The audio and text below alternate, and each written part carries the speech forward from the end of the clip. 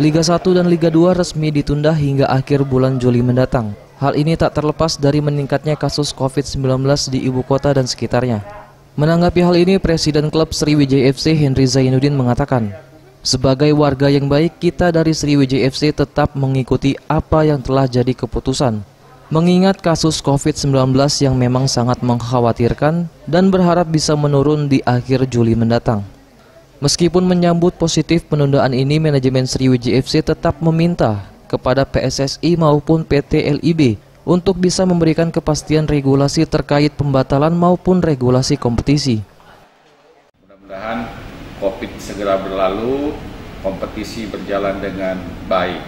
Tentu kita berharap segera. Jadi sebagai warga negara yang baik kita mengikuti pemerintah. Tapi tentu mohon juga PSSI mengeluarkan regulasi untuk pembatalan ini, karena sampai sekarang regulasi pembatalan, regulasi pertandingan, regulasi semuanya kan belum ada. Jadi sambil dibatalkan ini, mari kita dengan PSSI duduk dengan PT LIB, mari kita duduk bersama membuat regulasi yang baik terhadap kompetisi yang akan dilanjutkan di akhir Juli nanti. Hazard menambahkan, kegiatan skuad Laskar Wongkito akan kembali seperti semula, yakni tetap berlatih dan jika memungkinkan akan berlatih tanding dengan tim lokal ataupun tim luar yang ingin datang ke bumi Sriwijaya. EZPM, Sriwijaya TV.